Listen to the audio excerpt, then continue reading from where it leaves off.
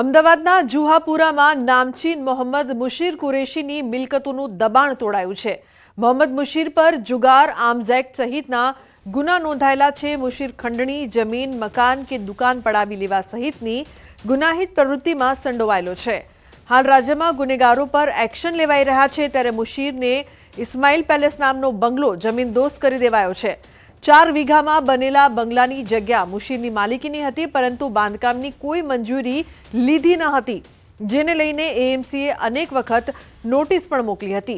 નોટિસનો કોઈ જવાબ ન મળતા અંતે એએમસીને કાર્યવાહી કરવાની ફરજ પડી અને દબાણો તોડી પડાયા। તો દબાણો તોડવાની કામગીરીને લઈને ડીસીપી શિવમ વર્માએ પ્રતિક્રિયા આપતા જણાવ્યું કે ઝોન 7ના વિસ્તારોમાં ગુનેગારોની યાદી તૈયાર કરાઈ છે। લગભગ 150 જેટલા ગુનેગારોની યાદી તૈયાર કરાઈ છે। હાલ આ ગુનેગારોની ગેરકાયદે મિલકત અને વીજ જોડાણની તપાસ ચાલુ છે। તપાસ બાદ ગેરકાયદે દબાણો તોડવામાં આવશે। જરૂર પડશે ત્યારે દબાણ હટાવવાની કામગીરીમાં પોલીસ બંદોબસ્ત આપવામાં આવશે। સાથે જ મુશીર ગેંગને લઈને ડીસીપીએ જણાવ્યું કે આ ગેંગ વિરુદ્ધ તપાસ ચાલુ છે। ગુજસીટોક સહિતના ગુના પણ ગેંગ સામે નોંધાઈ શકે છે।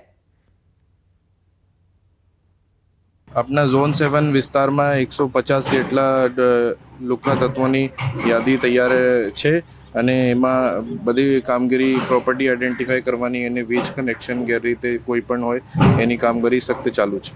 એ પણ દિશામાં આપણે શોધી રહ્યા છે અને ગુજસીટોકની પણ થઈ શકે એવું કામગીરી ચાલુ છે।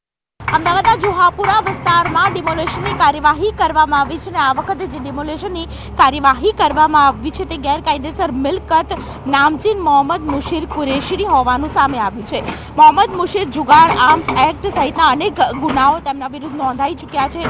વેજલપુર વિસ્તારની અંદર ખંડણી, જમીન, મકાન કે દુકાન પડાવી લેવા સહિતની ગુનાહિત પ્રવૃત્તિ છે, તેના વિરુદ્ધ આ તમામ પ્રકારના જે ગુનાઓ છે તે નોંધાયા છે।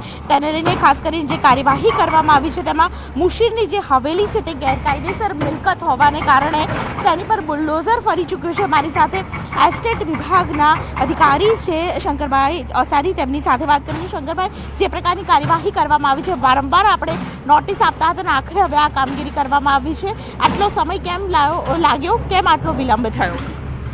કોઈ કારણસર થઈ શકેલ નથી, પરંતુ આજે આ કામગીરી હાથ ધરવામાં આવે છે અને દૂર કરી રહ્યા છે। અચ્છા, કોણ છે, શું છે, કેવી રીતે આપણે કામગીરી કરી છે? ઓન રેકોર્ડ જોઈએ તો મુશીરભાઈ કરીને બાંધકામ કરી રહ્યા હતા, એમની જ માલિકીનું હતું અને કોઈ પણ પ્રકારની મંજૂરી લીધેલ નહોતી। અચ્છા, આપણે કેટલા સમય પહેલેથી આ પ્રકારની નોટિસ આપતા રહેતા હતા અને અત્યારે 2025ની ક્યારે સૌથી પહેલા નોટિસ આપી? ઓક્ટોબર 2022થી નોટિસ આપવામાં આવેલ છે। અચ્છા, અને અત્યારે 25માં કામગીરી 3 વર્ષનો વિલંબ શા માટે? તો કોઈ અગમ્ય કારણસર થઈ શકેલ નથી, પરંતુ અત્યારે આપણે દૂર કરી રહ્યા છીએ। કુલ કેટલી નોટિસ આપી છે? 3 નોટિસ આપવામાં આવેલ છે। 3 નોટિસ આપવામાં આવી છે। એ સિવાયની આજની કામગીરીને લઈને બીજું પણ શું ધ્યાનમાં રાખવામાં આવશે? આ મિલ્ક સિવાય અન્ય કોઈ ગેરકાયદેસર મિલકત પણ સામે આવી છે કે કેમ?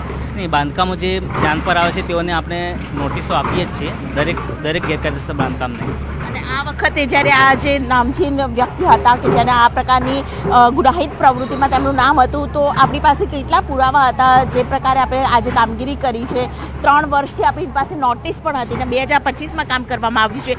અન્ય કોઈ મિલકત પણ છે કે કેમ જે કોર્પોરેશનના ધ્યાનમાં આવી હોય? એ અમે ચેક કરી રહ્યા છીએ, અમને પોલીસ વિભાગથી યાદી આપવામાં આવશે, એ પ્રમાણે અમે કામગીરી કરશું। પુરાવાના અભાવે ખાસ કરીને અમદાવાદ મહાનગરપાલિકા દ્વારા જે કામગીરી કરવામાં આવી છે તેમાં આપ જોઈ રહ્યા છો કે આખું જે હવેલી અને આખું સામ્રાજ્ય છે તેનું નાબૂદ કરવામાં આવ્યું છે। સૌથી મહત્ત્વની વાત છે કે જે પ્રકારનું ગુનાહિત પ્રવૃત્તિ ધરાવતા વ્યક્તિઓ એક પછી એક તેમના મકાન છે જમીનદોસ્ત કરવામાં આવી રહ્યા છે, ત્યારે ફરી એકવાર બુલડોઝર છે તે ફરી રહ્યું છે ને તે એ મકાન ઉપર કે જે ખાસ કરીને અનેક ગુનાહિત પ્રવૃત્તિ સાથે જોડાયેલી વ્યક્તિ છે।